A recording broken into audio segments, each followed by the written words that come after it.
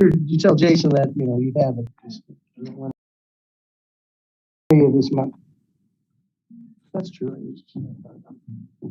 See, perfect, huh? Perfect. Yeah, we've got some challenges right now. With people? Let me guess. Yeah. I'm sure everybody takes their turn. Yep. We've invested in those rapid tests. That's been helpful.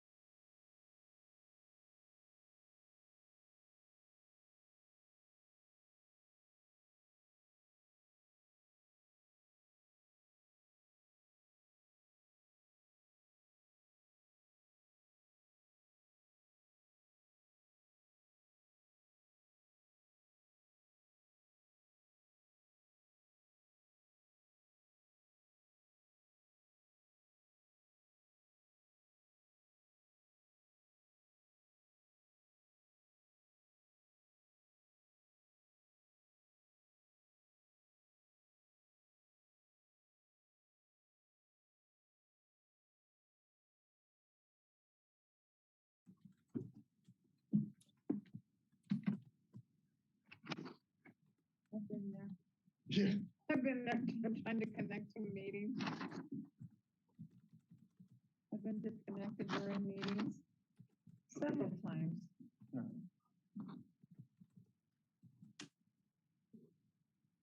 Oh, I didn't know. So you had this meeting. That was good. And when you said there's a lot, you had that. Yeah, I just look in your eye. I didn't realize this as well. And Hi, that- and that- Julia. not Hi all at there. Good to see you. All right. I made it. Thank you very much. Okay, it is 4:03 and I'll call this meeting to order. Roll call, please. Chair Martha A. Flores, Present.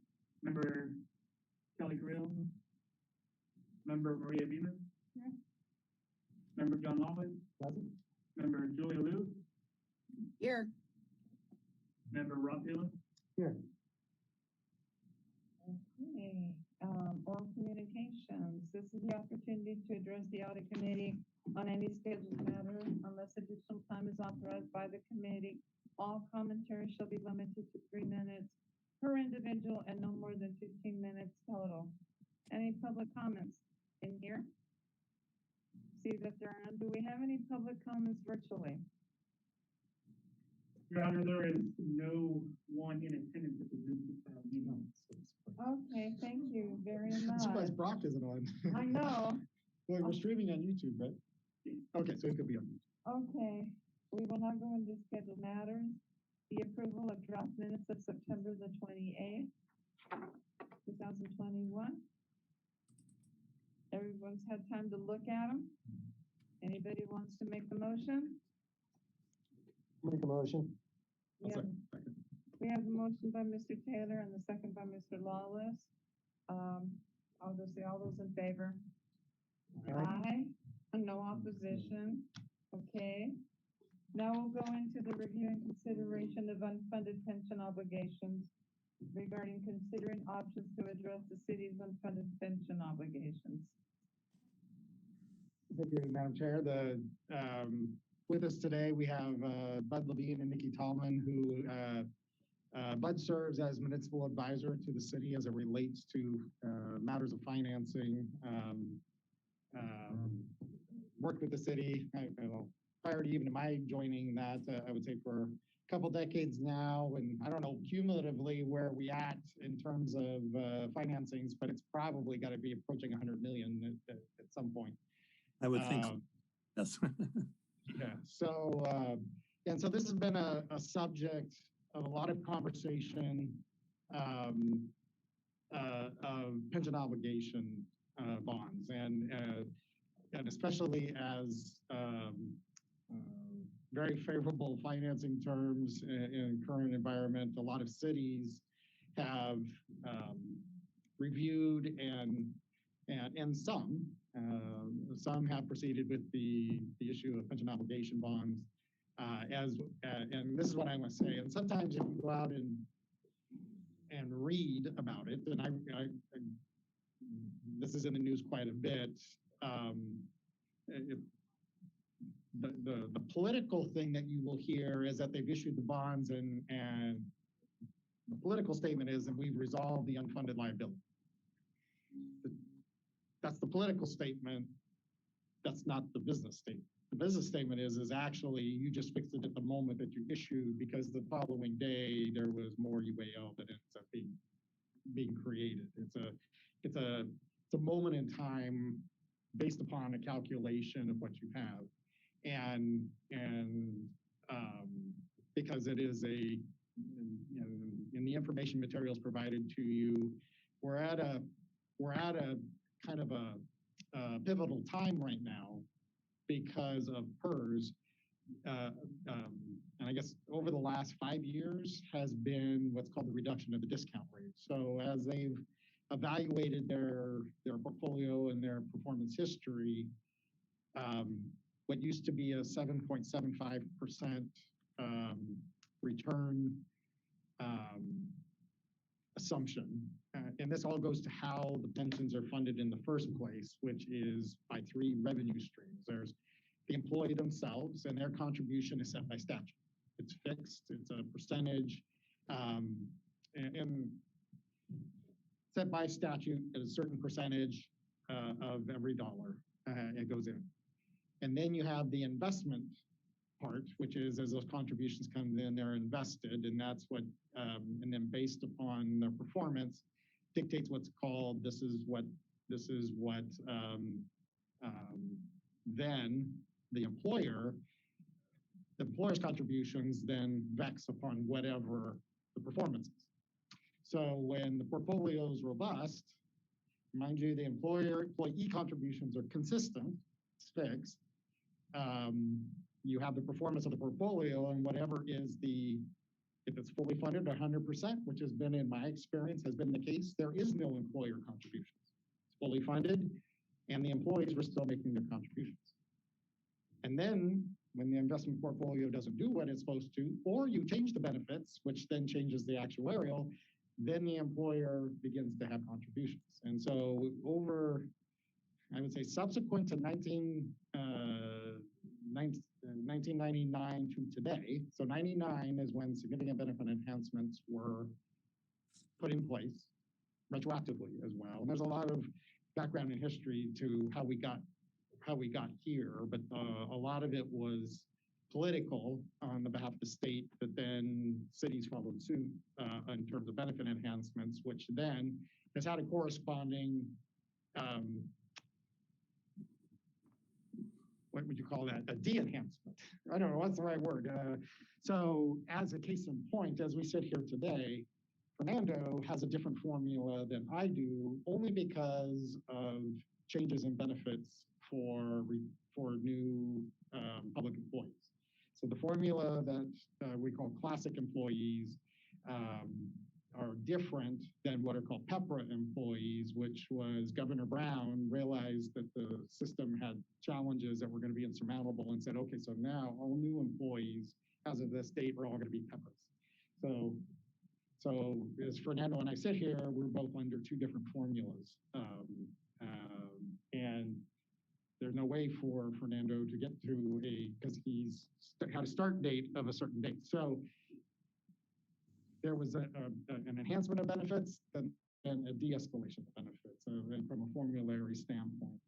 And compounding that with the benefit enhancements was a significant loss in the portfolio from the dot-com bust. And they lost a ton of value. So you had compounding things on top of one another. You had benefit enhancements, loss in portfolio, employer contributions went through the roof.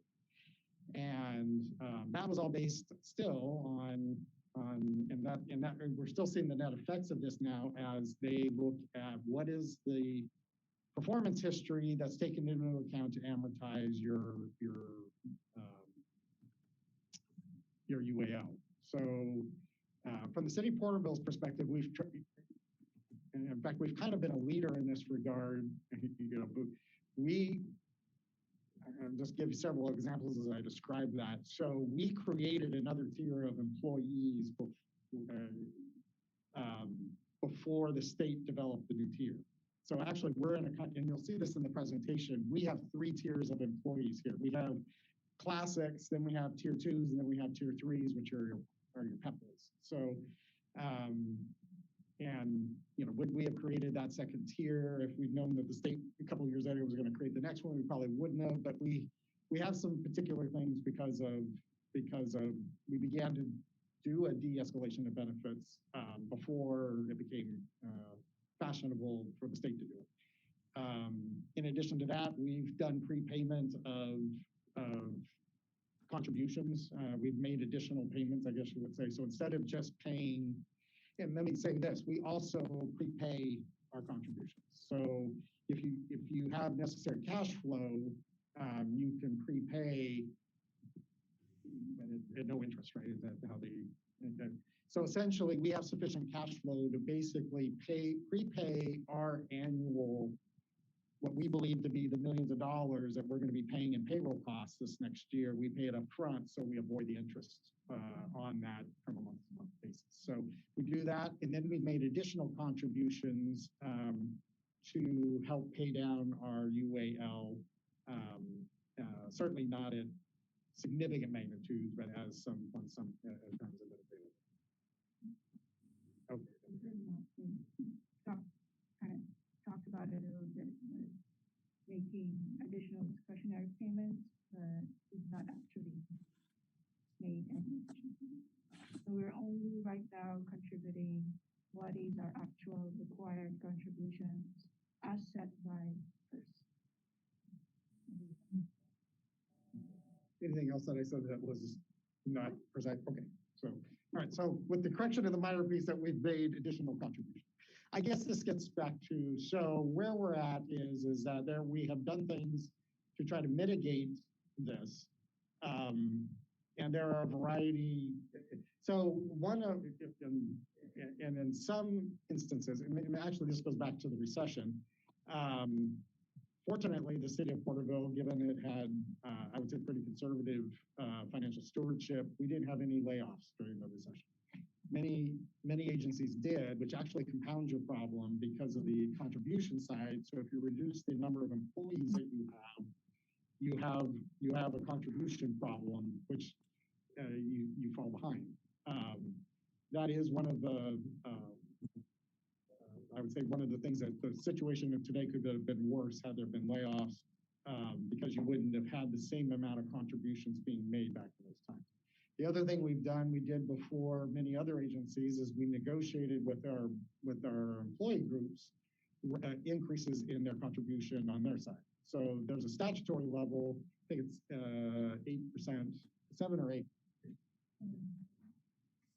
because we pay more than that. 8%, bud? 7%? I'm trying to remember what the statutory number is. I feel like it's 8. So we're now at 12 or 13% employee contribution side. And even with that, knowing that the employees are paying more, we're still paying more as well, trying to get caught back up on in where the investments haven't performed. And what they're also doing is they're reducing, as I shared, it was the assumed performance over time was 7.75%. They recognize that that was overly optimistic. So they reduced it over a couple of years down to 7. So every time they reduce it, it alerts they're paying more, because you got to make up the difference. Well, now 7% is now not to be seen to be the assumed rate of return. Now they're talking about going to 6.75. And there's economists that are also saying that's not enough. They need to do with 6.5. And so I don't know what each percentage point is worth, Maria, but in the end, the net result is probably $2 to $3 million in additional contributions we need to make for employees towards the plan. So this is kind of where we're at. Next month, or this month actually, the PERS board is going to be meeting to talk about reducing the discount rate from 7%. Right now, they're talking about 6.75 or 6.8, which is going to create more costs on our side.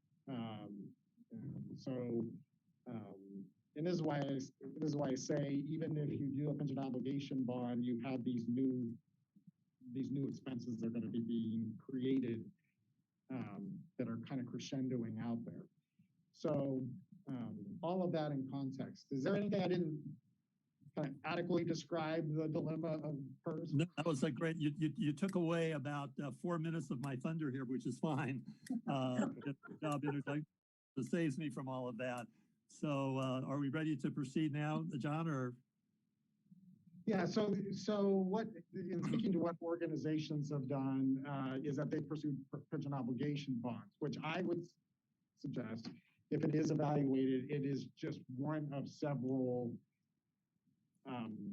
actions to be taken. At a minimum, I think there are some recommendations from this outside of just pension obligation bonds of actions to be taken, and we'll talk about trust accounts and things like that. And I guess to back up an additional piece further, sorry to keep more and more foundational things. So we have a reserve policy that stipulates that the city shall, it's a reserve policy as we call it. So so I'm gonna look at Maria and make sure 15% of our budgeted expenses in the general fund are backed up in the reserves. So whatever we adopt the budget at, so if we adopted at 30 million, there's $4.5 million in reserve as what's called budget stabilization. And then we have an emergency catastrophic fund, which is one-time monies in there, but it's established at, it's at 10%, right? 10%. So at 30 million, it would be 3 million. And then if those are fully funded, then we have 3 other reserve funds that each equally have contributions made to them, which is infrastructure, like equipment replacement, capital, and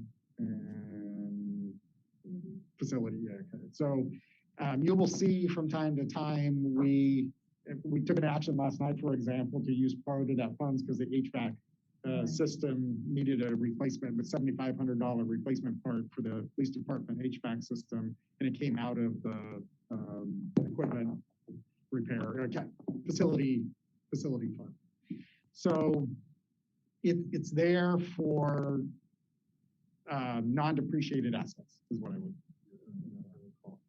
So what we don't have, and I guess that's one of the considerations, is having within our reserve policy a pension funding component.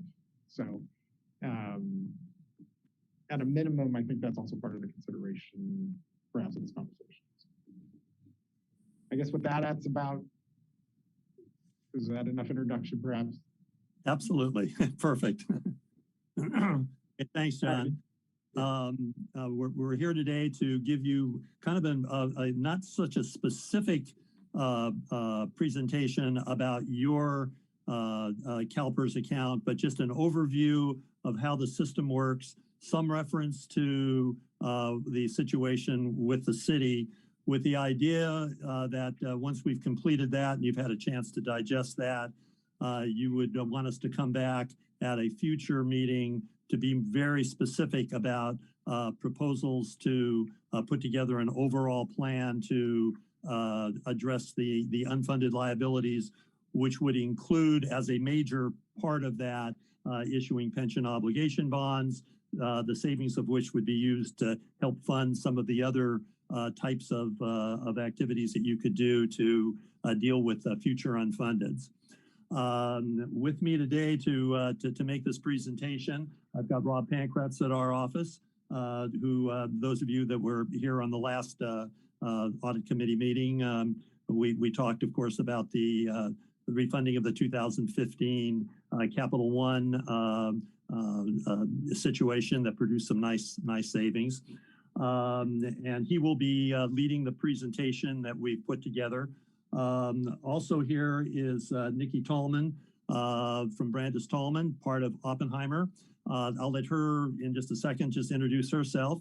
And then as soon as we finish that, Rob will go into the presentation. Now, our thought on the presentation is it's in various sections. We'll go through maybe each section, 3 or 4 slides, and then pause for any questions, and then go to the next group and so on until we're through.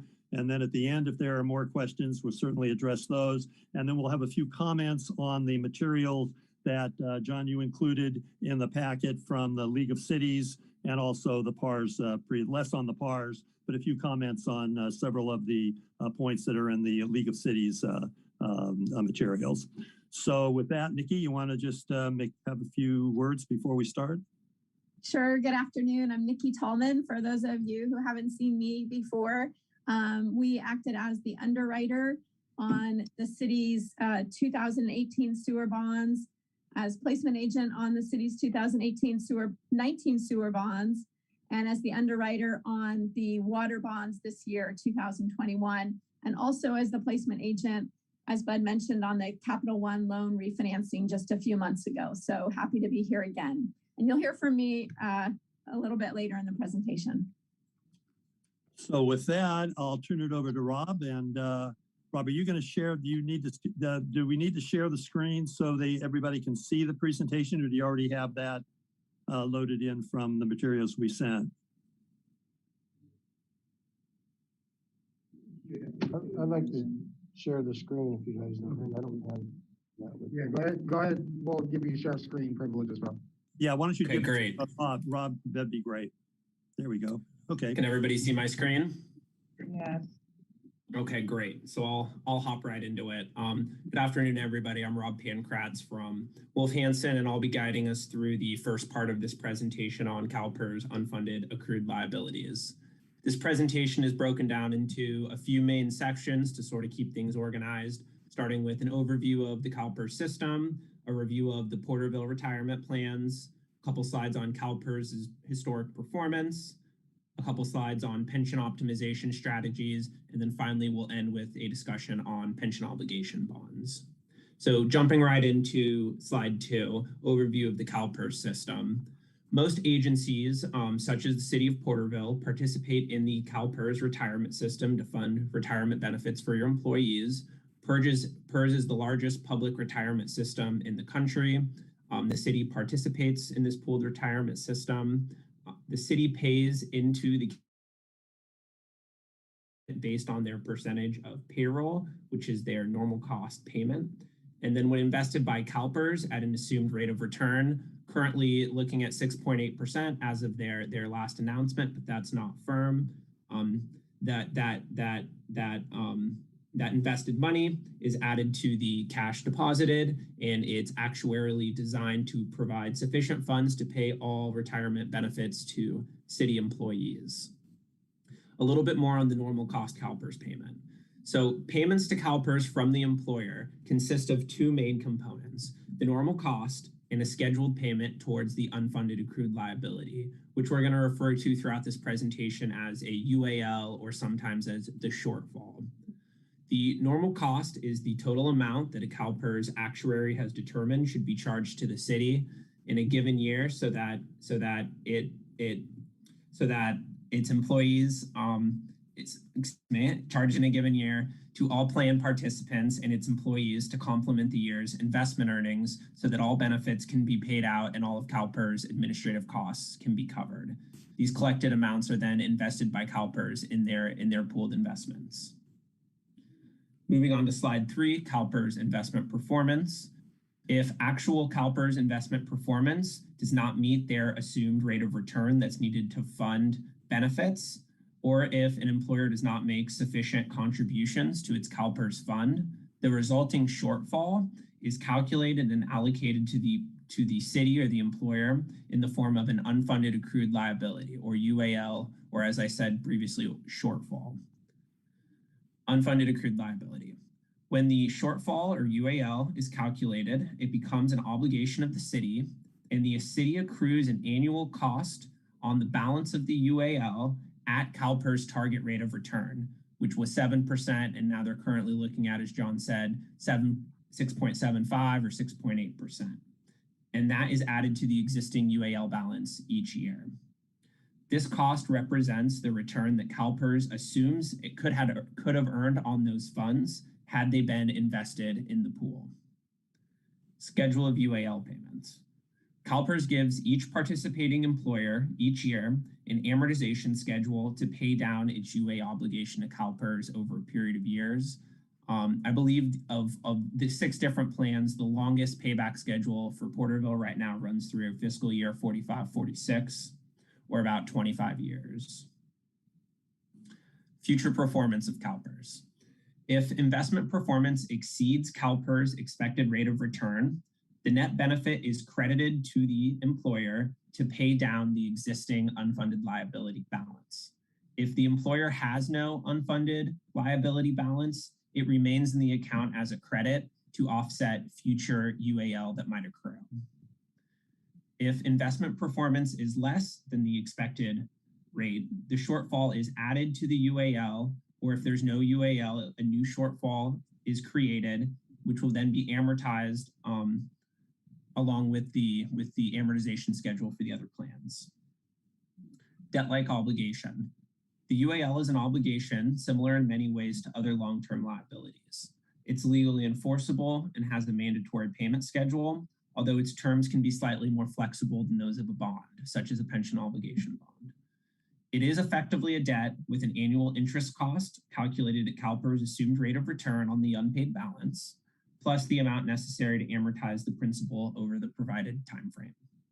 UALs are treated as debt-like obligations by the investment community, such as rating agencies and investors.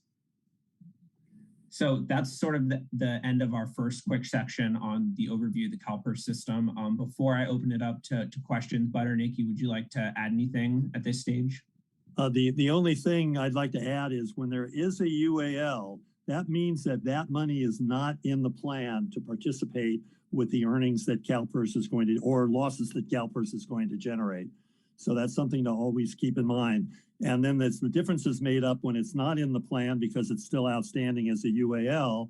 The city has to then provide what the assumed return was that Calpers has been using as a required amount. So they don't perform right. You pay the penalty by having to not only pay the unfunded that has created, but an additional 7% or now 6.8% interest on that amount. And the only other item I would add, or to just kind of reconfirm, is the UAL is not a fault of the city. The UAL was created, and like John said, back in the late 90s with retroactive increase in benefits, and then the crash in the .com, lack of investment earnings by Calpers, and people living longer. Those are really the main components that have created the UAL. It's just the city has to deal with it, but Calpers created it. There's been a variety of, a number of variety pension reform concepts. You know, there at a period of time they were saying that no pensioners should make more than $100,000 a year. That was one of the pension reforms, saying to set a cap, no pensions more than, and it was defeated. I would say it was left out. There's been pension reform talking about funding of pensions according to whatever or the pension amount to whatever the funded level is, which that's been brought up, but that hasn't found traction either, because anything that results in pensioners receiving less doesn't get anywhere. The retirees defeated. Yes. So the picking apart of it has happened to the actives. I guess that's what I to get to it. Thanks for bringing up as well. Those are living longer. The number of checks being paid is increasing. Yep. Credit to healthcare and like that. Yep. That's by the way, that's a factor we haven't really been considering too much, but it is. Although they say nationwide that was somewhat offset by the increased fatalities that occurred because of COVID. So that's another factor that's going in here. So they haven't really started talking about that yet. I know. Right. There's been a lot of public safety stuff. I'm curious to see what comes out of that. Exactly. Okay, go ahead, Rob. All right, hearing no further questions, I'll move on to our next section. A quick review of Porterville's retirement plans. So the city of Porterville has 6 retirement plans, Calpers, that John described accurately earlier. You have your 2 large sort of tier 1 classic plans, your miscellaneous plan and your safety plan. These plans are by far the largest plans at the city. And then you also have your second tier plans, your safety police second tier, your safety fire second tier, and as well as your PEPRA plans, which are the 2013 state reforms that created the new tier. So we have a couple columns here in this table that I'll quickly define. The first is the total accrued liability. And this is what for each plan you need to fund your retirement benefits for all your employees. The next column, market value of assets, this is what you have. This is what is funded currently at Calpers. And then the following column, unfunded accrued liability, or your UAL, this is what you owe to Calpers still to make up the shortfall required to fund all of the retirement benefits. And then in the last column, we show the funded ratios for each plan. As you can see, the miscellaneous and the safety are at 65 and 73% respectively. And the tier 2 and PEPRA plans are all hovering up at about 90%. The total accrued liability, or what you need to fund retirement benefits for the city, is currently sitting at about $190 million. What you have, or what is currently funded, is about $131 million. And what is currently owed, or owed over time in accordance with the Calpers amortization schedules, is the unfunded liability amount of about $58 million. As you can see on this table, about $57 million of what is owed is wrapped classic plans that receive those retroactive benefit increases that John was referring to earlier. And these figures are all as of the latest Calpers actuarial valuation reports that were published for the city in July of their last audit ending fiscal year 2020. So these levels do not yet take into account the most recent period of Calpers performance or the most recent assumption changes that they're starting to announce, such as the reduction in the discount rate.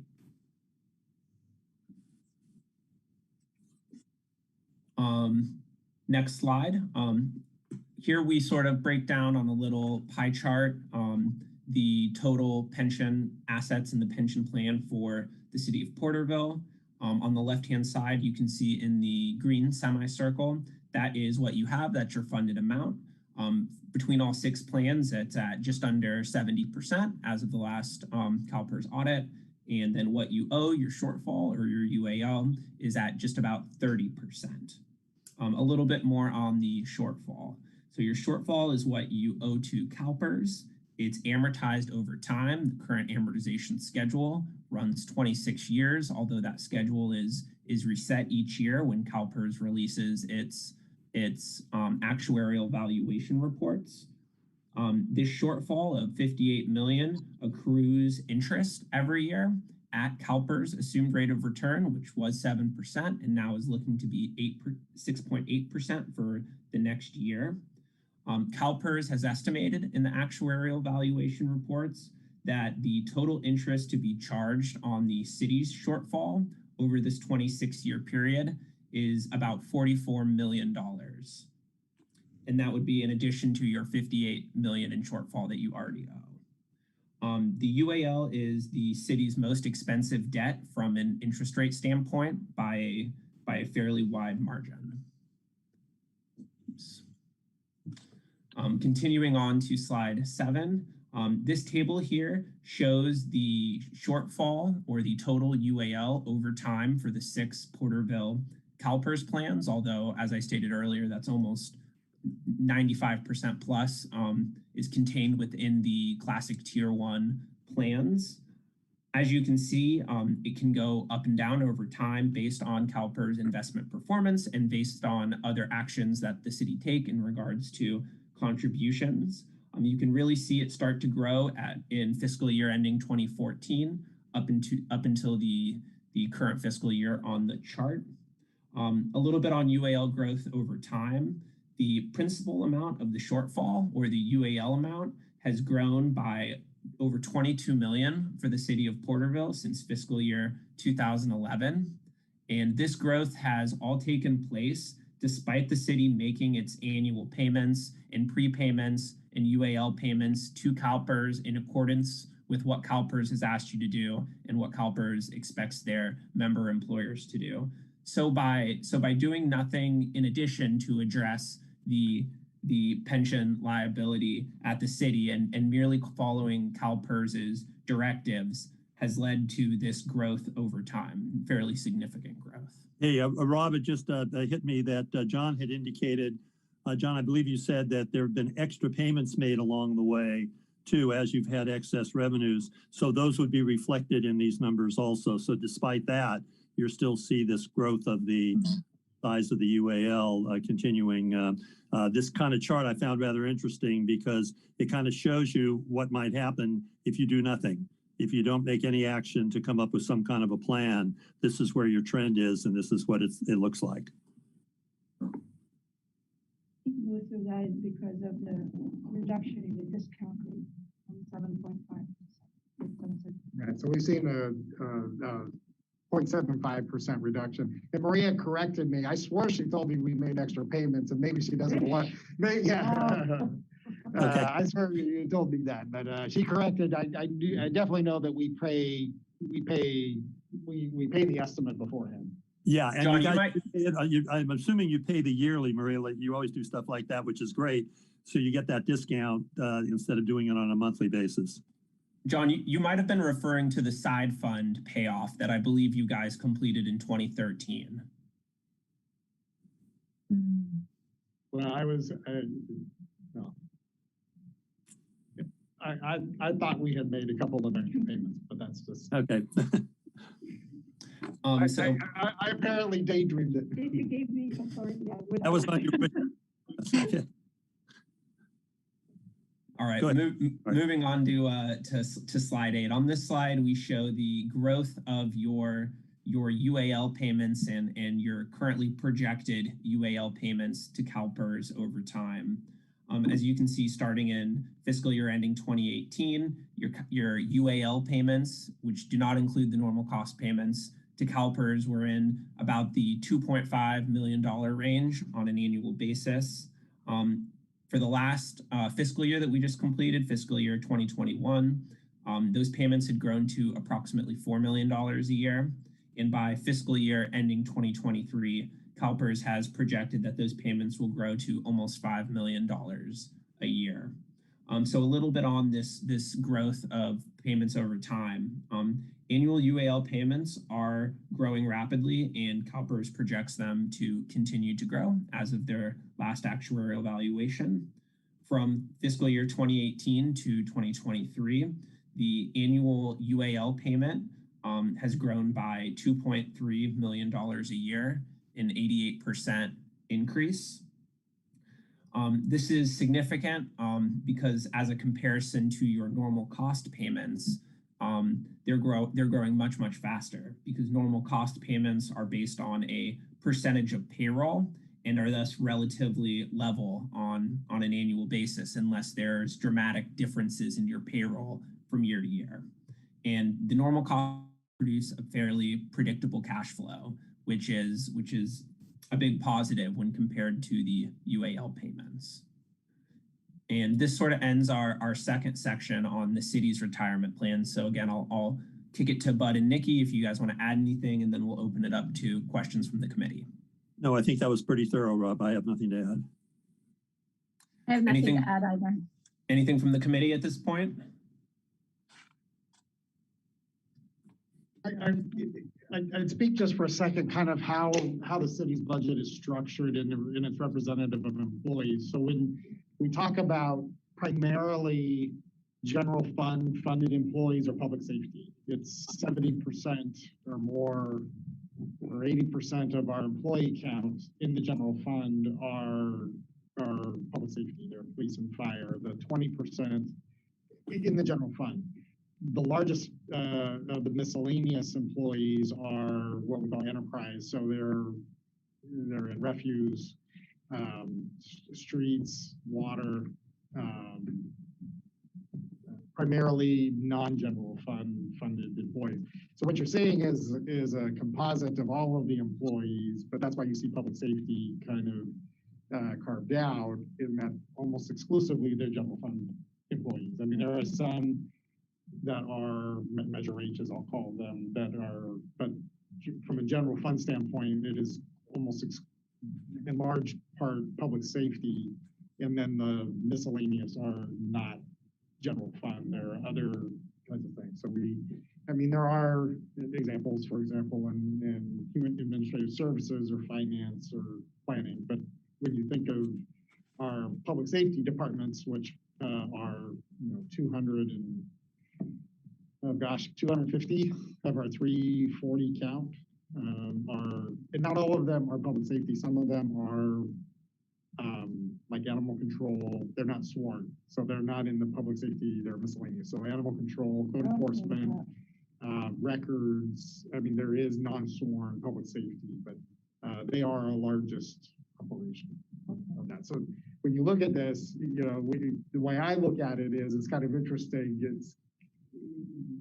You kind of have public safety in large part, police and fire, and then you have the which are non-general funds. So it's kind of interesting to watch how the two sides of the house work in this bigger picture. And I want to thank you for that clarification because I was trying to fit mentally where the composition of the miscellaneous employees. So those are the ones that were non-elected, but I understand it now. Those that fall under that category. But it's interesting that even though I never quite understood that actually, why the miscellaneous carries the largest expense when it doesn't comprise the largest part of the count and doesn't have the same formulary benefits at that point. Right. But subtlety. Sorry about that. All right, I'll hop right into the next section here. On this slide, we talk a little bit about Calpers' recent and historic investment performance. So starting off with just a couple quick notes. Calpers manages pension investments for the city. The city bears all the risk in Calpers investments. Failure by Calpers to achieve target investment returns does not relieve the city from pension benefit guarantees to its employees and its retirees. And the city's cash, or Ual Payments, make up the investment return shortfalls by Calpers. On the left-hand side of this slide, we show annualized investment returns for Calpers over various time horizons. These statistics are all as of fiscal year ending 2020, when Calpers most recently published its Facts at a Glance performance report. So if you look at the returns over various periods, you can see, and these periods do not take into account the 21% earnings that Calpers had in this just completed period. But looking at these averages ending in fiscal year 20, you can see the 5-year average is about 6.3% earnings, the 10-year average about 8.5% earnings, the 20-year average, which is a little bit lower because in that 20-year time horizon, they really hit two major recessions with the dot-com bust and the 2007 Great Recession. And then over 30 years, they've had performance of just about 8%. In the column in the middle of the slide, we show the annual performance for the last 10 years. It's really ranged anywhere from 0% to 21%. And on the right-hand side of this page, we show Calpers' current asset allocation for its retirement pools. One thing we always like to point out on this slide is something that sort of sets a floor for what Calpers' returns can be is their concentration in fixed income securities or bonds and debt, which currently sits at about 28% and makes up a fairly sizable chunk of their portfolio. To clarify that a little bit, it not only sets the floor, it actually sets the ceiling from some perspective, because I believe their average return on that fixed income is something in the neighborhood of 3%. So when you've got 28% of your assets earning 3% and your goal is to earn 7 or 6.8, you really have to make up a lot in the rest of the mix.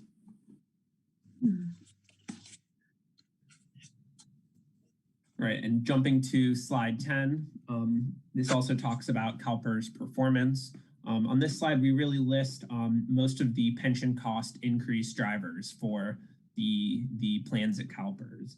The first being retroactive pension benefit increases, which we've already discussed in this meeting.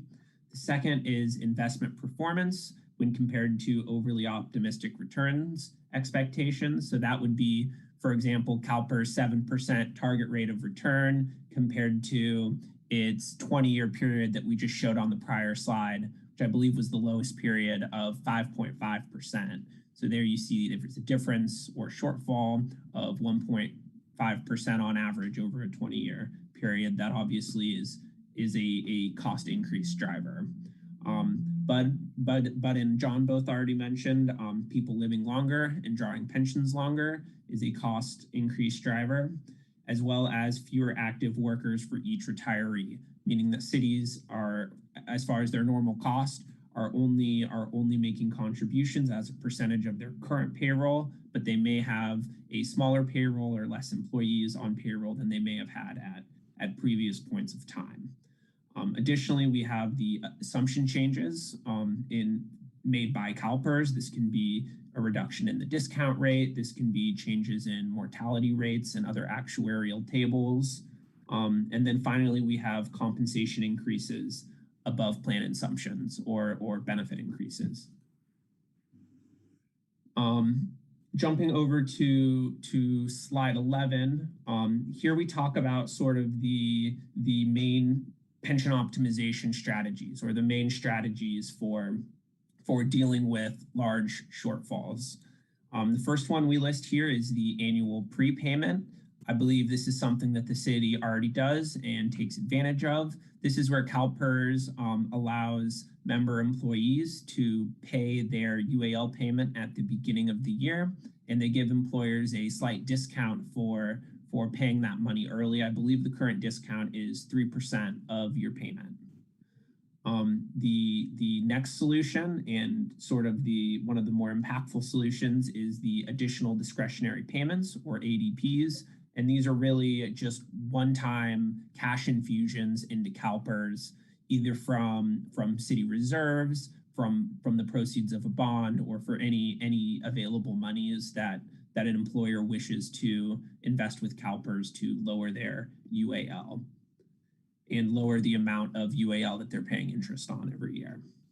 The third solution that we list here is general fund revenue increases.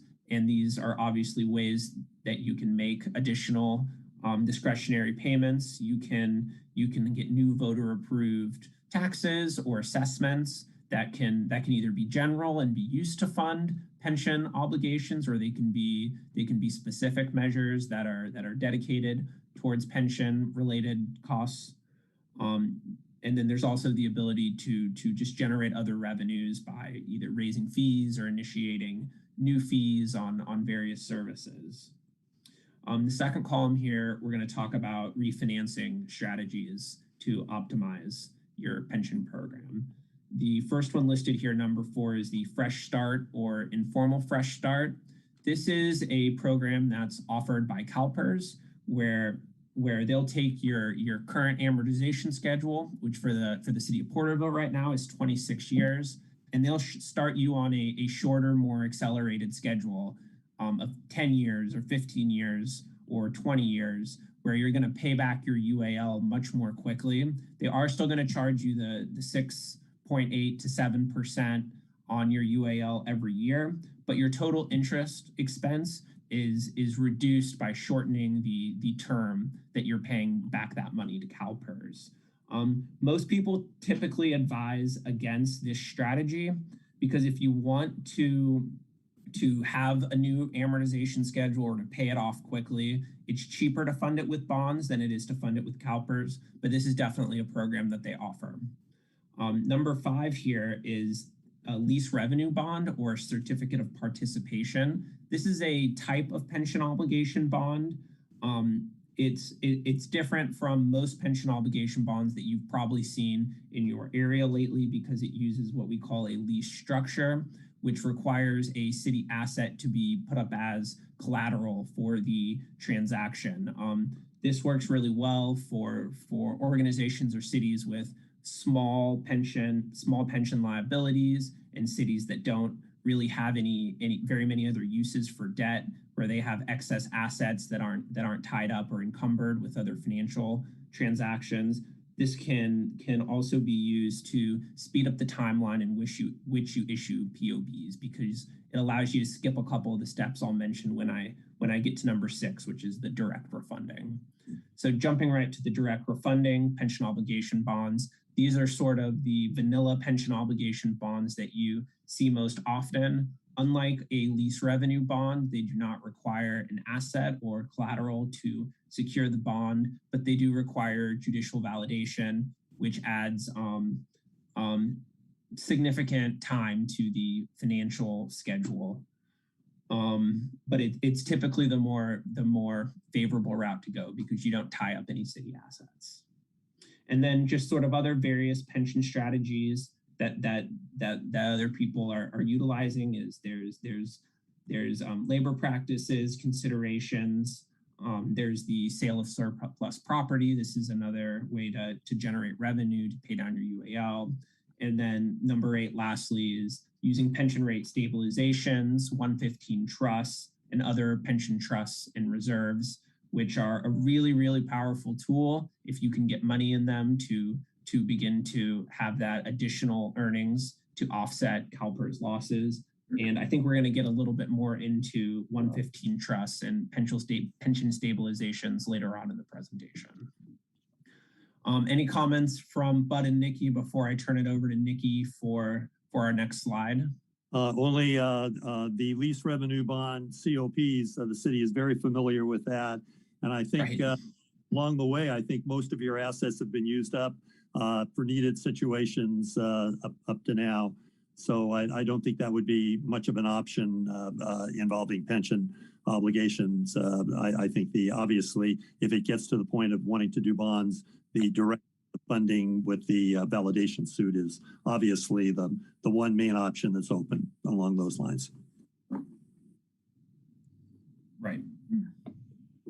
And I think my only comment probably is that under the other column, you know, we've had many agencies really craft a good plan so that they kind of use a variety of these strategies, and, you know, importantly, capturing some of the savings from either an additional payment or from a bond into a 115 trust, so that, you know, during labor negotiations, it may not be seen as kind of free money, but there's a plan to either pay down or have a bond and have those savings captured for future UAL or for future pension purposes, so that you're further along in the future than if that money were seen as free money and then used for you know, additional labor. Yeah, and if I gotta just say, you know, having talked to folks that have done this, this is a real political issue, because when you box it for a specific purpose, there's also politics to it because of other community interests, you know, a new park, and they'll see a fund sitting there with $5 million in it, let's say, that's part of this, and they're like, well, I want to build a park. Well, you can't, because it's lockbox specifically for this. But then there's the other side of it, which is the employees that will look at it as well. And so it's a very, it's an animal to itself, I guess is what I would say. So that, in talking with folks that have created this. Yeah, we've done situations in other cities where they've had that issue and they solve it, particularly if they have a reasonable amount of savings estimated per year, where they'll take a set amount, $500,000 of the savings, and that goes to the 115 or some type of reserve. And then the remaining would then be freed up for some of these projects or some of these other uses. So they kind of balance that way. So it just depends on the political will of the council and the political needs of the public. So. Well, and again, that goes back why I framed what our reserve policy is that it could be modified to incorporate this. It would have either by some direct deposit or by a division under the reserve policies. Absolutely. There's ways to have funds deposited. Yep. And we've seen those savings, as Bud said, be put aside for pension specific stuff only, pension reserves and trusts. We've seen people set aside that savings as a reserve against COVID back in the beginning of 2020, when a lot of agencies were issuing pension obligation bonds. And then we've also seen certain cities just put the savings in their general fund for general uses or for various council projects and initiatives. So the flexibility is there on the side of the staff and the council, and you can really sort of tailor the savings to the specific needs of the city. So jumping to 12, I'm going to turn it over to Nikki Tallman here to continue talking about the pension optimization strategies. Okay, and since the highest cost debt that the city has is this UAL, and the market has been so favorable, the pension obligation bonds have been really in fashion. And so just high level, what is a pension obligation bond? The city is borrowing money from the capital marketplace by issuing a bond. And the proceeds of the bond are used to pay off the UAL at a point in time. As Bud said, we can't get rid of that UAL. It will reoccur, and we're going to have a slide on that in just a few slides. But the bond would pay off the UAL at the point in time. The typical method is through a pension obligation bond. Like Rob said, it requires judicial validation. A pension is an obligation imposed by law, and therefore it does not require voter approval, but it does require a validation which reaffirms that the pension obligation bond is an obligation imposed by law.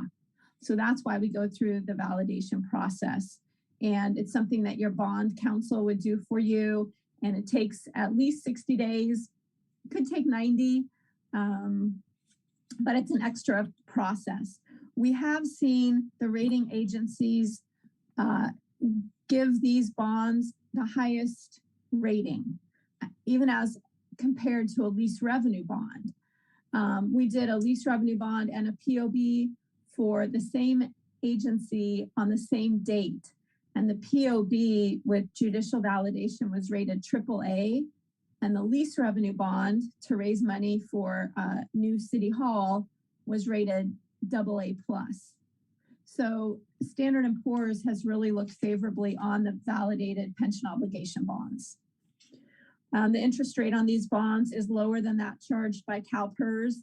It's in the mid threes, let's say. It's ranged, and depending on the term, it could be 330, 350, 375, but significantly lower than the 6.8 that Calpers expects to charge. One other objective of a pension obligation bond is to kind of, cut the hump off or soften the hump of your future UAL payments. They look a little bit like a bell curve, and the pension bond can be structured to be level debt service or really any form that works for the city. You have flexibility in putting your future payments in place with the bond, but once the bond is issued, the payments are fixed. And so there's a lot of consideration that should go into what you want your bond payment to look like in the future. And then we can go to the next slide because this takes a look at the interest rate market, and this has been really the main driver for the pension bonds that have come to market. Like I said, it's been very popular over the last couple of years. In 2019, the POB issuance was about 700 million or just over that. And in 2020, the POB issuance exceeded 4 billion. And in 21 so far, we're just over that number. We're about 4.5 billion. But if we can just back up one slide yet, Rob, thank you. This is really the reason why. This is the 30-year graph, and you can see that the interest rates have come down significantly. The 30-year Treasury started off the year at about a 1.7% very early in January. Today, we're at about a 2% for the 30-year Treasury. It peaked, if you will, in May of this year at about a 245 or just above that. So that gives you the range between a 170 and a 245. And today we're at about a 2%. So when you think about that as a cost of funds compared to a 6.8, you can see why agencies have been issuing pension obligation bonds. Okay, next slide, Rob, thank you. Here's a listing of the agencies that have issued pension obligation bonds in California. Bud's firm, Wolf Hansen, has worked on probably 8 or 9 of these. We've worked on 9 or 10 of these, and we've worked jointly on 4 or 5 together. I think 72 list, something like that. And this is in 2019, so just in 2 years. Yeah, just in 2 years. And you can see it's interesting because it's a wide variety of agencies and it's a wide variety of issuance amount. You have the California Earthquake Authority recently at 700 million. And just before that, you have the Rancho Adobe Fire Protection District at 5 million. So every type of agency throughout the state has been looking at these, really with every size UAL. So it's an interesting tool that many agencies are using as one strategy to kind of curb their pensions expense. Can I ask a question? So, a lot of this is Southern California, but not in the Central Valley. What do you ascribe that trend to? Right. We've really only seen a handful in the Central Valley. The city of Sanger issued a pension obligation bond. They're near Fresno. They had about 20 million, 21 million. And then further north, we worked together with Bud's firm in Red Bluff. So that's kind of the other end of We Central also, Valley. yeah, we also did City of Chowchilla a couple of years ago too. They were one of the first ones to do this. They've been really happy with it, with their results. Yep. And I think, I believe Tulare County issued a pension Yeah. obligation bond in 2018, which would have been just before the cutoff on this list. So there have been a good amount of Central Valley cities and agencies that have done this, but they have been the most popular in Southern California for sure. It struck me when I was looking at that earlier. I meant to ask that is why, I mean, is there, I don't know. It's an interesting dynamic, or maybe it's just the number of agencies proportionally. Maybe it's not statistically significant. yeah, Just a reminder that most of the population's in Southern California. that's right. I think that's probably the answer. And the agencies in the Central Valley, at least between, say, Bakersfield and Sacramento, are smaller. And so, they may not have the staff to look into it. I don't know, but if you have thoughts on that, but a majority of the population is South, and many of those agencies have issued POBs. Yeah, exactly. And I think that there's been several advisors out there that have not been very active in getting to the cities. So, we can't talk to everybody, but usually when we have a chance to make presentations, like we did with Chowchilla, like we did with Sanger, they decide they want to do something, but just because they haven't had a chance to really understand what's going on with that. And some of them have been influenced by the GFOA's early pronouncements about, which we'll talk about at the end here, about not doing pension obligations, which are based on assumptions that really don't relate much to California. So I think that has a little bit to do with it. I agree. Yep. Okay, the next slide. We're going to look at this numerical estimate, but you can see the footnotes on the side. I think the footnotes are important. I'm going to try to summarize them for you. But the schedule that we have from Calpers, which was prepared and produced, distributed in July of this year, is as of June 2020. And so it's a year ago. So that's the schedule that we used, but we know that the earnings in 21 were 21%, and that triggered an automatic reduction in the discount rate.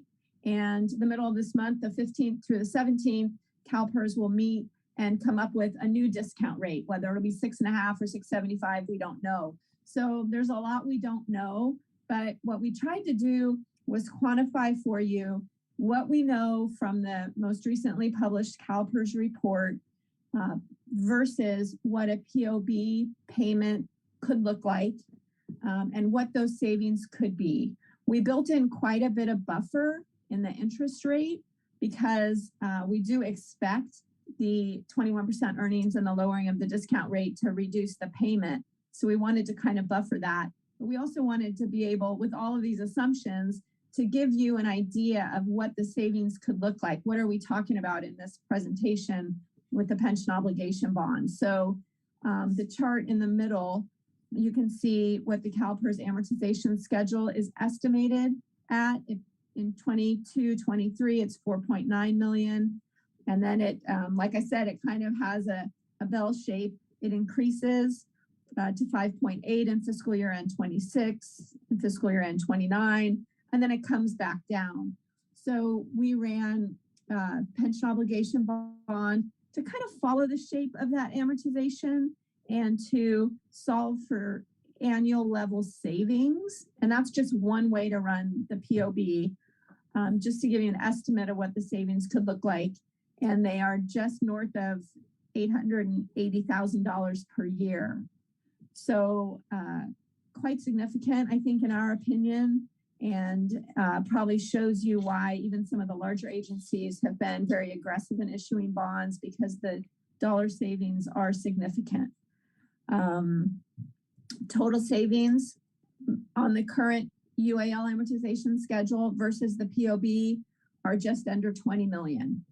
And in this scenario, we did shorten the term of the POB versus the UAL because the UAL payment gets very small out toward the end. So, and in most cases, agencies will issue a 20-year or 22-year pension obligation bond and shorten the term. So with savings of about $885,000 per year and almost $20 million in total, we think it's just an important conversation to have and a good tool for the city in looking at their pension cost in the future. Any questions on the slides about pension obligation bonds or the market? And I might add, Nikki, you covered it by talking about a buffer of we're using such a high interest rate compared to where they are right now. I think it would handle if you decided to move forward and it took 60, 90 days from the time you actually decide, and that gets us into, let's say, the second quarter of next year, where everybody is assuming at that point you're going to see the real start of rates going up.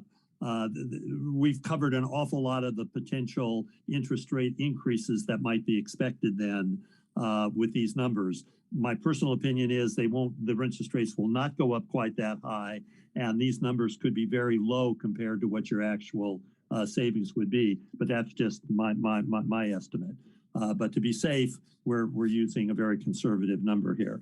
And of course, the idea ultimately might be if you use a pension obligation bond in conjunction with other programs like a 115 trust, this would be a great source of funds to put into that trust to then be managed to create even additional returns so that you're in very good shape for both your OPEB and your future unfunded should they exist. And if not, you use the monies to pay down the pension obligation bonds at the appropriate time. If you've built up a lot of funds in there that are not needed for paying unfunded, when you get to the call provisions in the POB, you could then start paying down bonds. So all in all, I think a reasonable projection here of what a potential outcome would be in issuing bonds. And to sort of bring us back to something that John had mentioned at the beginning of this meeting, the left-hand column of this table, the Calpers current amortization schedule, this is a moving target. This schedule changes every single year. So when we're identifying what the potential savings are here, this really is a snapshot in time. This is what the savings would be if this schedule were to be set in stone. Unfortunately, this schedule changes every year. What would be set in stone is this middle column, though, the POB debt service, once bonds were actually issued, priced, closed, etc. So we just want to point out that we do list it as potential savings because you would not be guaranteed to generate this amount of savings every year because the Calpers schedule is a moving target. I just want to make that very clear. And that was the point I was making. So if you did this, so you look at the potential savings, this is how, because it's always going to be evolving. So you'd want to have a side count to backfill as was mentioned. So and that goes to the policy because this is why I said this becomes so political, because then you begin to see this accrue, and then there's multiple interests that begin to look at this if you do this. That's why you can't do it in itself, because in the end you'll lose your way, and understanding you're going to be creating more UAL along the way. Right. Yep. And that's sort of a great transition to our next slide, where we sort of just identify some of the risks that people don't always talk about and try to correct some of the general misconceptions that we are hearing often as it relates to pension obligation bonds. So I'll just read through these real quickly. If current unfunded liabilities are paid in full, meaning that additional discretionary payments are made in an amount that will bring your UAL to zero at a point in time, then future Calpers investment performance will determine whether new additional UAL is created in the future and in what amount. If Calpers fails to achieve its projected rate of return in any given year, that shortfall will create a new UAL unless there's some sort of offset that's in place to capture that new UAL. And this is if you issue pension obligation bonds, a new UAL still can be created. But conversely to that, should Calpers achieve higher than expected returns above 6.8%, that excess would be credited to the city's fund and available to offset any future UAL increases. So what that means is if you issue a pension obligation bond, you pay your plans down to zero completely. And then the next year, Calpers has a banner year and earns another 21%. You wouldn't lose that additional earnings. That would sit as a credit in the UAL account to offset future credit. And then the 6.8% or the 7%, that sort of baseline, would get moved into the pool, into the funded pool.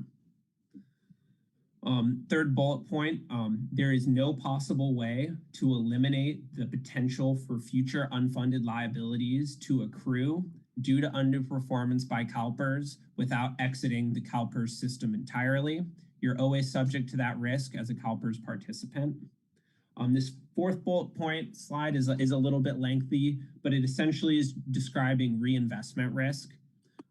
So there is unavoidable investment risk when you issue a pension obligation bond and you increase the funded ratio on your Calpers plans.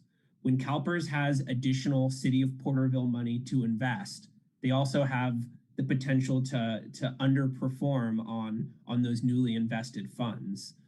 Substantial underperformance by Calpers after a significant ADP and an increase in the funded ratio of the plan could increase your UAL overall.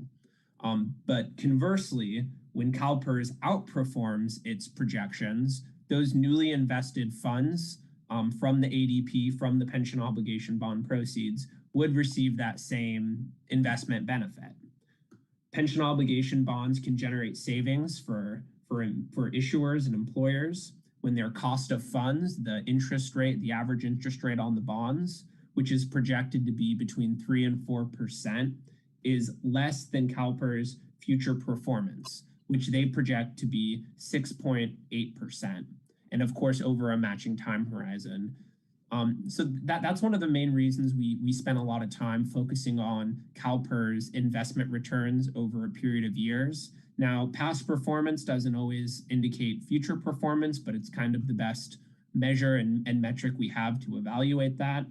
And if you look at any 20-year period over Calpers' history, they have always out-earned this 3 to 4% threshold that we would project for a bond interest rate over every 20-year period that we've looked at. And then lastly on this slide, payoff solutions such as pension obligation bonds allow employers to pay down liabilities presently owed to Calpers with the ability to save money in the future by reducing the interest expense that is being charged on your obligation.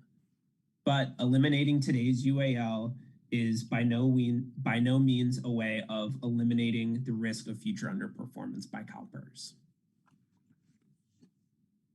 And then we're gonna sort of just wrap up the slide deck here with just a little summary of some of the topics we covered. So Calpers UAL has been growing rapidly for most Calpers employers.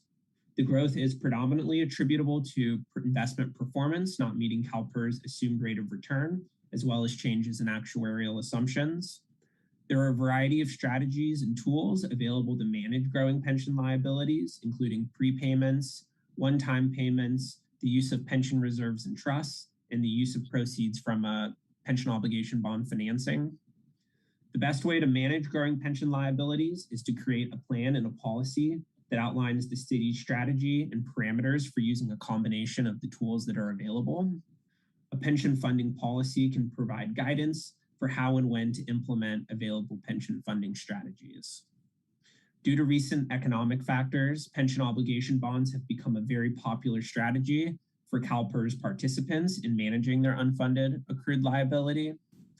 And then lastly, pension obligation bonds can generate substantial savings in pension-related interest expense for Calpers participants when combined with a sound pension funding policy. And when combined with a sound pension funding policy, give Calpers employers a robust framework for managing their pension liabilities into the future. So we'll open it up for questions again, and then I think Bud would like to quickly go over some of the other materials that were included in the agenda packet. Did you have any questions? Maria? I didn't have any questions. I got them. It's a lot. I received quite the education here. And I want to say thank you for that. And when you see it as an annuitant, because I'm from the agency that I was employed, now I'm seeing it from the side of putting it together. And I really appreciate the information. Well, we appreciate your comments. We worked hard on trying to make this as understandable as we can. We've gone through many iterations of this where we get blank stares back from council members saying, what? You know, and so we've tried to make it so at least it flows and you can get the basic concepts and understand. And John, you know, there's the League of Cities materials in here. There was one that we always kind of look at and comment on. There's the news release that they have where they recommend not issuing pension obligation bonds, and they list a series of points about that. Can we get that up on the screen, do you think, Rob? Yes, we can. Okay, good. Just give me one moment, bear with me.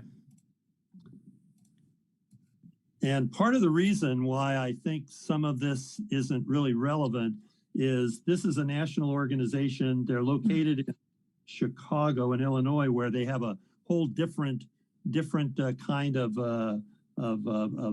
plans that some of these points are relevant.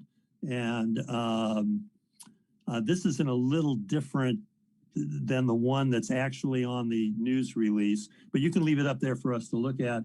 The number one that they have on the news release that's in the material that's in the packet is the number one, and this is the only one, and we've addressed that already, that at least is relevant. The invested POB proceeds might fail to earn more than the interest rate owed over the term of the bonds, leading to increased overall liabilities for the government. We understand that. We've discussed that previously here in the presentation, that with an average cost of 3.5% to 4%, the likelihood of Calpers not earning at least that over any reasonable period of time is very slight and is certainly not a reason to not issue. The second one they have is that POBs are complex instruments that carry considerable risk. POB structures may incorporate the use of guaranteed investment contracts, swaps, or derivatives. I will never again, ever, after not pleasant experiences 25 years ago, ever allow any client of ours to issue any kind of bonds that are based on swaps, derivatives, or any kind of complex instrument, no less something like as important as a POB. So that's not relevant at all because there's no way that those type of structures would be used here. Now, here is the one that I find rather interesting. They say that issuing taxable debt to fund the pension liability increases the jurisdiction's bonded debt burden and potentially uses up debt capacity that could be used for other purposes. Well, first of all, let's talk about the bonded debt burden. The bonded debt burden doesn't increase the burden to the city because the city already has the burden of paying the pension obligation, the unfunded liabilities. So by replacing that with a regular debt instead of the debt owed to Calpers, you're actually lowering the burden to the city, not increasing it. And as far as using up debt capacity, double checked with bond counsel today to make sure, but debt capacity is only affected if you're issuing GOs. If you're issuing a general fund obligation that is based on the current revenues that you have, that actually the current revenues are going to be increased because you're going to be paying a lower amount out, it does not have any effect on your ability to issue normal bond issues that would be issued as a part of like a GO. So that's not a relevant. Which would require voter approval in any event. Which would require voter approval, Right. absolutely, absolutely. Right, and the other point on that, but Sure, that we talked about too, this point may have come even up before the agencies used to have to put the UAL on their balance sheet. Yes. So it may be a leftover point from that, but with the UAL and the liability on the balance sheet, we can't think of a reason this point makes sense. Yep.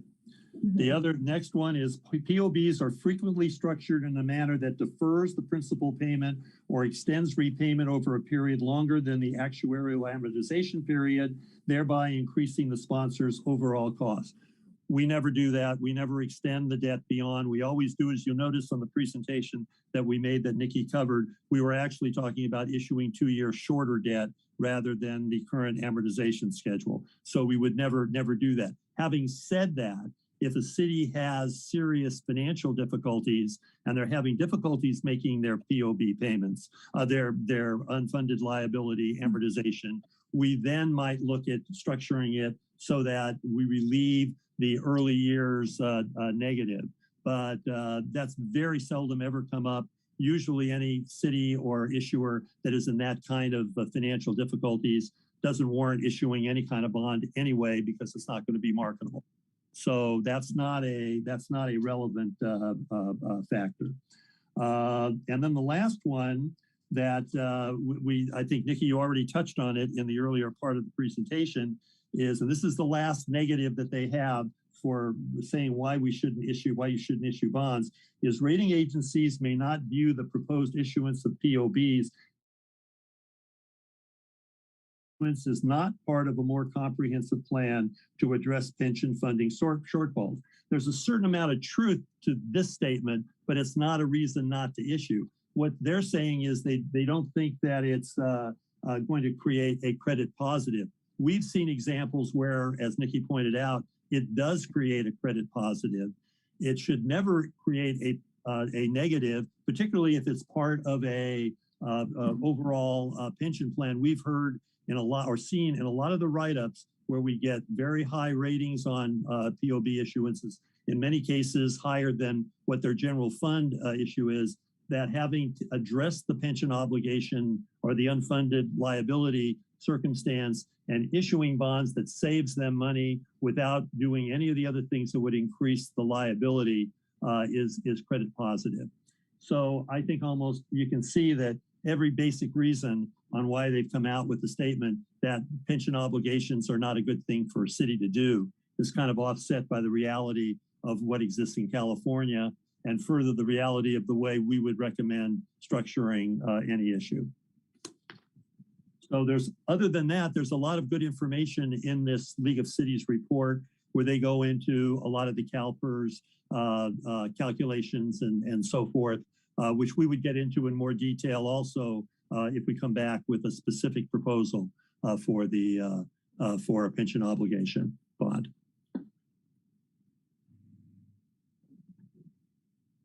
Thank you. I believe we've gotten quite a lot of information, and I'm looking at Maria. Is there anything you'd like to say to this regard? I think your employees got a heck of a sweet deal going here. But the city's got to figure out how the hell they're going to pay him, and I see that as a real challenge. Yeah, everybody's struggling with the same thing. The change in the discount rate, very choppy presentations recently, and like I said, there are those that are saying that the assumptions are even more generous than should be the case. So I don't know. It's a place to start, I guess, as I said, is in the pension funding policy, which we already have a reserve policy that could be modified to account for it. And we already lockbox. So like I said, emergency catastrophic funds are already lockbox. We're making a finding of emergency or catastrophe and spending of funds or for particular purposes. So it wouldn't be irregular to have an annual fund, and especially if you were to do a POB, to know what the schedule is, know what the payment is, know what the savings are, and essentially dedicating this to the side to deal with it. I guess that's the overriding stuff. John, you and I talked about this the other day. we're seeing more and more that cities have been adopting, in addition to their reserve policy, and they make reference in the reserve policy to the fact that they have a pension fund, they have a pension plan policy also, and that how they coordinate with the reserves to fund the pension fund policy, which would go into all the details of how you're going to do it to deal with the unfunded liabilities and the payment of pension obligations going forward. The reason I would suggest, and you could certainly decide to keep it as part of a reserve policy, to have a separate policy in addition to the reserve, is that when you do any kind of bond funding, whether it's a POB or just a regular bond, even a GO bond, and the rating agency is looking at your credit profile, they give a positive to the fact that you have a pension policy in place. And I could show you several write-ups where they specifically mention that this is a real credit positive. So certainly can be handled within your reserve policy, but if you see fit, it might help also to have that in the reserve policy and then have a separate pension policy that deals with all of the various options and details and how you would go about handling both excess earnings and shortfalls. And actually, we need to modify it because it applies just to the general fund right now. So it'd have to have a broader, as I already shared with you, there's other funds that are co-made. I hate to say co-made because that suggests something different, but all co-pay towards the broader debt. So you right now the reserve policy applies just to the general fund, which we've talked about wanting to have an overriding reserve policy. It may not be as much, say, for the water fund. Right. Why do you need an emergency catastrophic fund or that sort of thing? And we have deferred maintenance and other components within it. So maybe this is a good, I don't know, it's a lot to think about. I apologize. Yeah. Well, It's a lot to process. I'll come in really quick because one of the things that caught my attention in the summary was about best way to manage the growing pension liabilities is by policy, and I can understand and comprehend a separate policy so that you can be able to have the one in place, but to work with the other so that you're not commingling the both. Absolutely. So that's my, did you have something to say, Mr. Taylor? No, well, I agree with the point. Something that you can explain to people that makes sense in a few sentences, right? That this is why we're doing this, and it just has to be done in a simple form. So maybe that might eliminate a lot of additional questions and concerns. I think it can be done after. But that would be something to at least get something started and then think of other things that we need to address so that we can go. This information was so beneficial to me because, as I said, being in a new one and just receiving that under the Calpers. You're safe. But that's what I said. Mine was from years ago. Okay. The state has. See, this is the part that's not fair. Exactly. This is the part that we need to just look at so that there are for the employees, for the staff, and knowing that this UAL is going to continue regardless of what we do. Yeah, it's a. Yeah.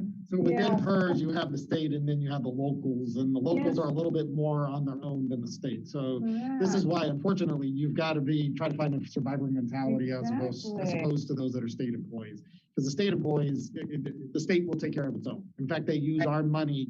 They use our money.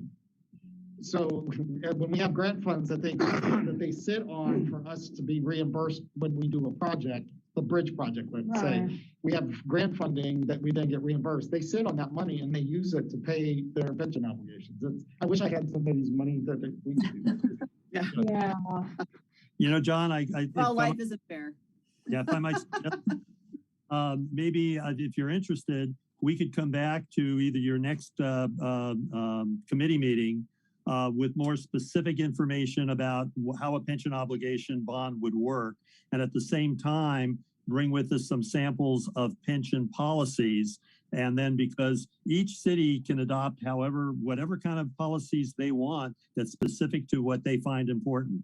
And the starting point for discussion purposes on that. I think that would be really good, just because, I mean, we can't ignore that an $880,000 per year savings. That was the part that I heard.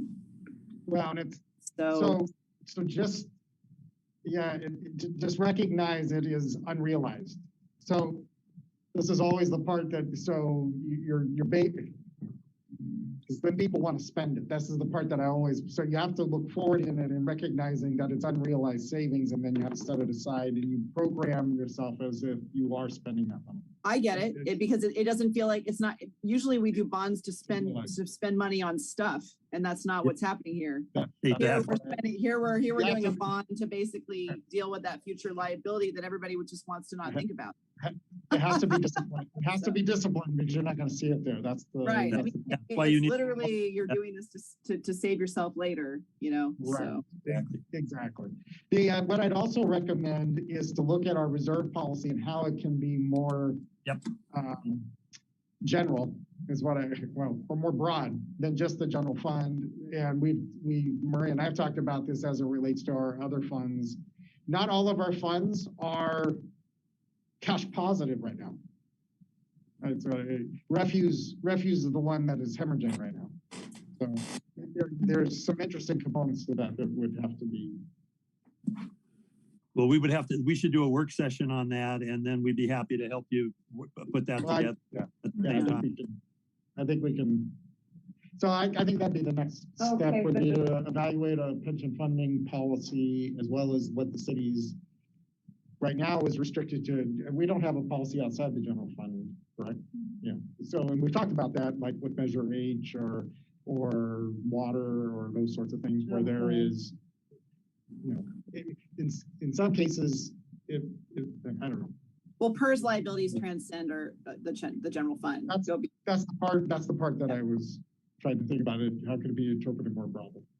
Yeah. Well, because we fund compensation, employee compensation through many of our other funds, including some of our enterprise funds and so forth. Okay, then I agree that we would have for the next meeting, that we do have the evaluation of a funding policy and have that discussion and go from there. What, John, do you have a date for that next meeting? Yeah. Well, I guess let's look on the calendar, okay? Get one right now. I'm looking at legal counsel because I always say we want her here. Yes, for sure.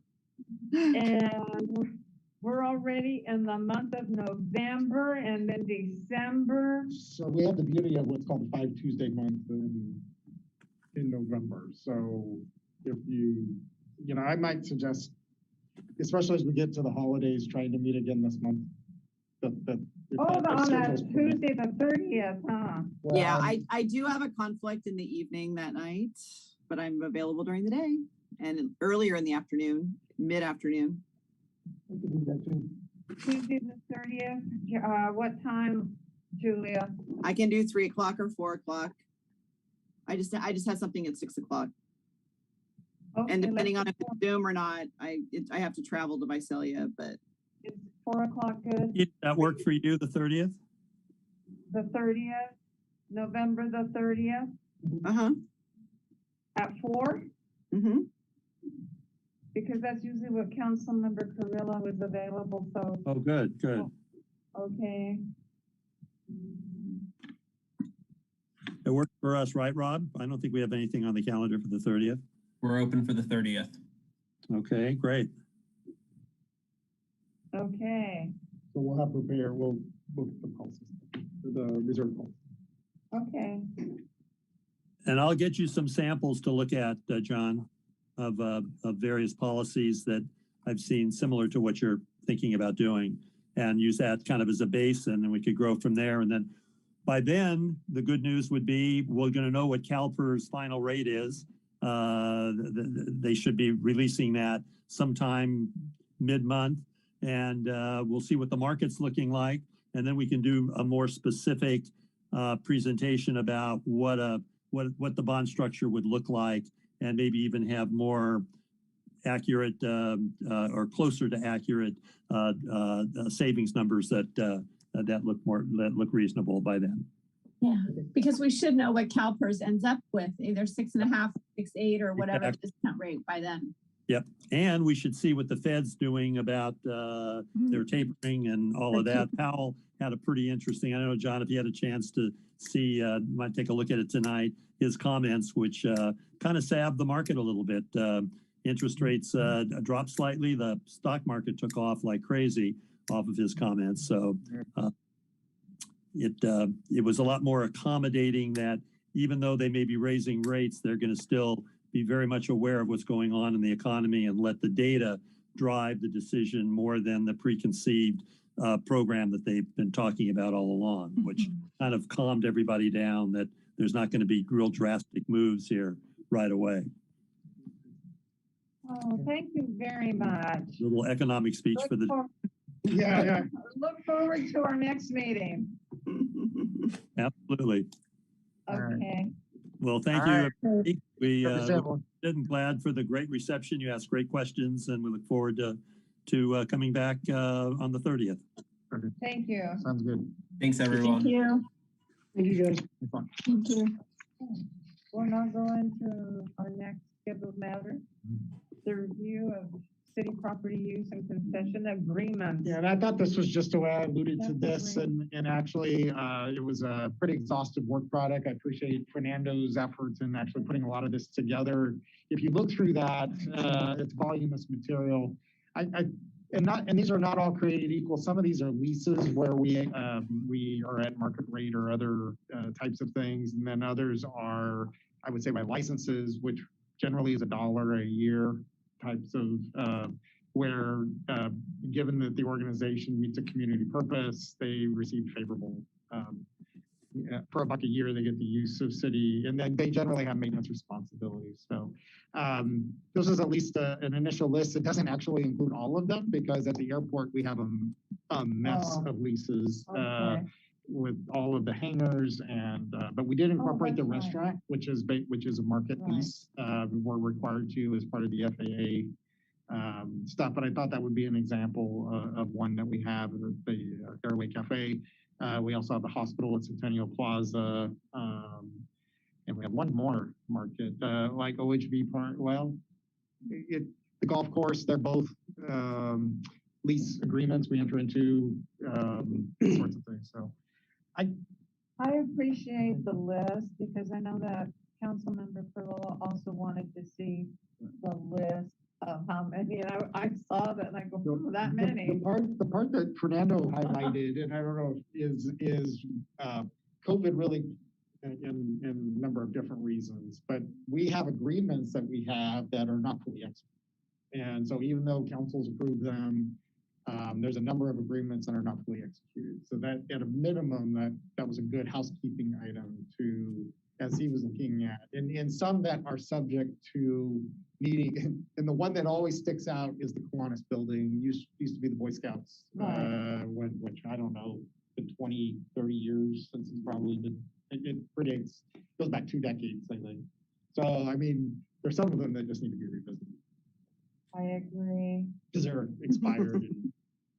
Oh, okay. Yeah. The Boy Scouts probably goes back 50 years. Yeah. Because I used to go there 40 years ago. Oh, yeah? And then it became the Kiwanis. Well, then it became what does it get used for? And then Kiwanis said, I don't know how, well, you see the agreement in there and it's never been updated I since saw it that. expired back in the early 2000s.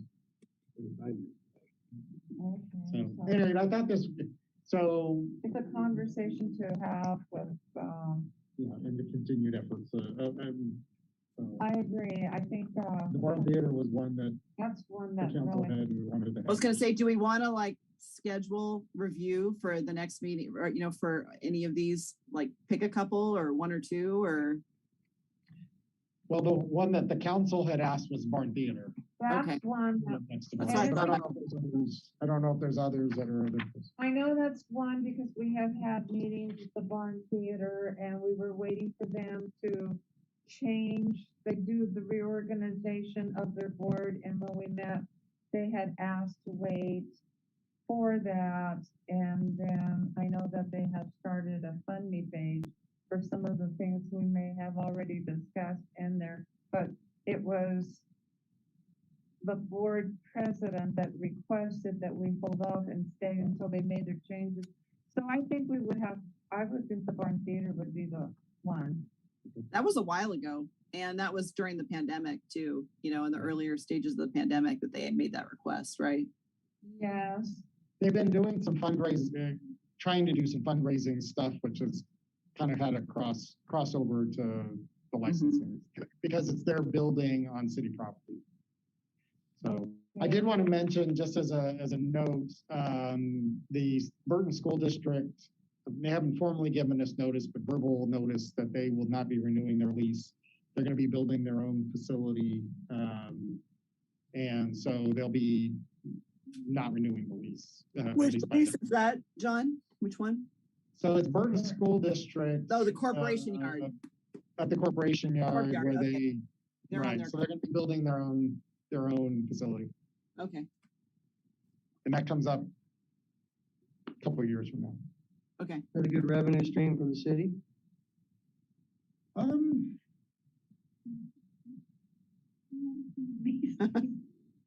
I None of this, I don't see payments at all. Oh, How would you know? Oh, okay, good. So we're gonna come up with $58 million. No, don't connect these two. Shortfall on the. Don't connect these two together. I Yeah. said, she lied. Well, you know, there you go. So, all right, so I'd suggest the next meeting, given the kind of what, you know, to stay current on the, you know, with the policy and that sort of thing. Exactly. Maybe we look at the meeting after this next one with the burn data. Exactly, okay. All Let's right. get through the pension stuff first. Is that what I'm hearing? Keep it sensitive because it's a good discussion, it's good information. All Yeah. right, so under the other matters, we have a meeting scheduled for November 30th. And Any other matter? Anything else You think we should look at? Unspent. I just wanted to make a note that, Brock Neely did submit a link, provided, through an email to the clerk's office sometime yesterday. I believe there's a announcement. Yeah. the one he passed out last night. Correct. Yeah. This one? That's what he handed out. That's a Brock one. I Well, was supposed to say it during our communication. It's the Okay. presentation you saw and stuff on Calpers. Okay, Are well, you thank giving me you. this? You can have it if you want. It's what you have. it That was a copy of what he electronically. passed out. All right, well, I appreciate everyone, and it is 5:47, no other matters, meeting is adjourned.